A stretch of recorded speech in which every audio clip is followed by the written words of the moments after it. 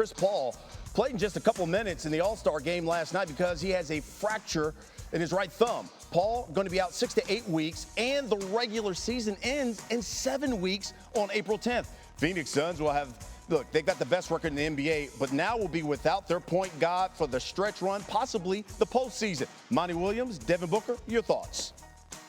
We're just going to take it day by day and see how he heals up as we go forward. But again, I'm just grateful to have him in the locker room. Chris is a huge part of what we do. And so we're not going to try to replace Chris. We're just going to try to play the same way, keep our standard at a high level. And I'm grateful for the depth that we have. Not one person or two people can make up what he does on the court. So everybody just has to give in a little bit more. You have to pick up everything. I can't pass the ball as well as him. None of us can. But we have to keep the ball popping, keep passing around, make sure everybody's involved. So there's a lot. All right, so let's go by the numbers into how Chris Paul has been so crucial to the Suns' success this season. He leads the NBA with 10.7 assists per game, on pace to lead the league for the 5th time in his career. CP3 also leads the NBA with a plus-minus of 99 in clutch time this season. Clutch time is defined as the final 5 minutes of the game when the score is within 5 points. Suns 24-3 in clutch time games, and his net rating of 10.5, third best in the league. That means the Suns are 10.5 points better per 100 possessions when he's on the court. Only Stephen Curry and Rudy Gobert are better. Let's bring in our NBA analyst, Kendrick Perkins. He joins us now. Okay, Big Perk, 24 games left for the Suns in the regular season. There's 6.5 games up now in the West. What type of impact, in your opinion, will this injury for CP3 have on Phoenix's chances to secure that #1 seed? It's going to have a huge impact. I think Golden State is going to come out the gates after the All-Star break. They're going to get Draymond Green back. They're going to be healthy. I heard James Wiseman's supposed to be coming back, and they're going to be on their heels like a pair of socks. Look, Golden State knows how important it is to have home court advantage throughout the playoffs. Their goal is to try to win the championship. And I'm not saying that the Suns are going to drop out of the playoff race. They provided themselves a great enough cushion where they'll be okay at that aspect. But I think Golden State, at the end of the season, they're going to be the #1 seed. Without Chris Paul, I just don't see Phoenix keeping that #1 seed. We're talking about the ultimate floor general, the leadership skills. Everything that he brings to the table is hard to replace that. But, here's the big thing.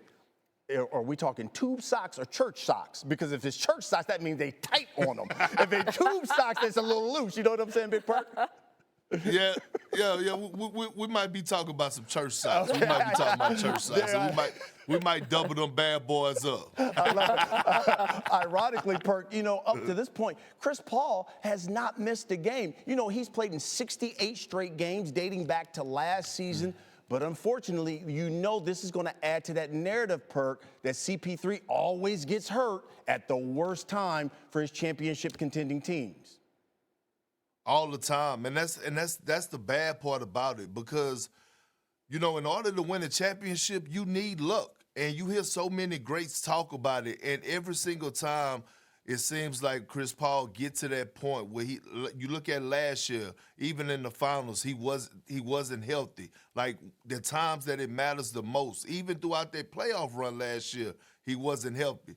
But hopefully he could come back in 6 to 8 weeks, not only healthy, energized, and fresh. Because remember, Chris Paul is 37 years old. You know what I mean? So this rest that he could get could be real vital to his playoff run. 50 points, second most ever, should come as no surprise. Those 16 threes, All-Star Game record. 7 threes in the third, also an All-Star Game record for a single quarter. And as for King James, what a great ending to the game. Here he was. I couldn't have dreamt it. I could not have dreamed of that moment any better than the actuality that just happened. To hit the game winner in the All-Star Game, where me and my guys back in the back, we used to watch the All-Star Game, and to be here for my wife and my kids and my family, my mom, and so many people that seen me grow from really a young toddler to who I am today. It was I couldn't picture that moment any better. That's so cool. I love how he just brings it all back, puts it into perspective, as always. And so many great moments on that court. 2009 conference finals against the Magic. Nails his only 3 of the game for the win, and the Cavs pull within 2-1.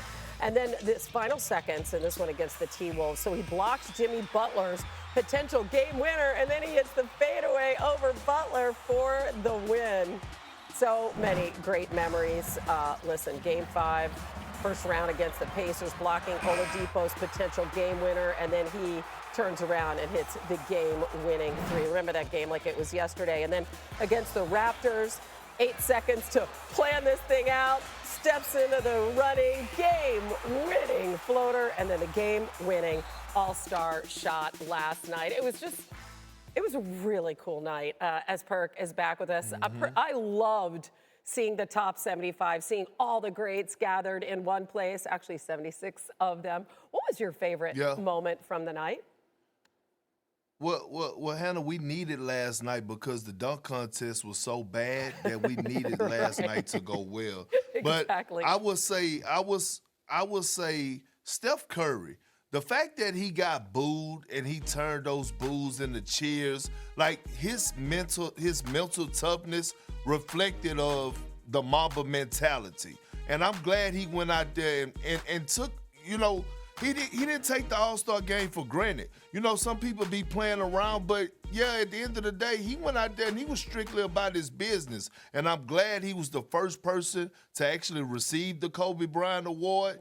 I mean, because he went out there with the true definition of Mamba mentality. And I tweeted last night, I'm just happy that I'm here to appreciate and watch Steph Curry greatness because, I mean, he's something that we've never seen before, generational talent. Thanks for watching ESPN on YouTube. For live streaming sports and premium content, subscribe to ESPN+.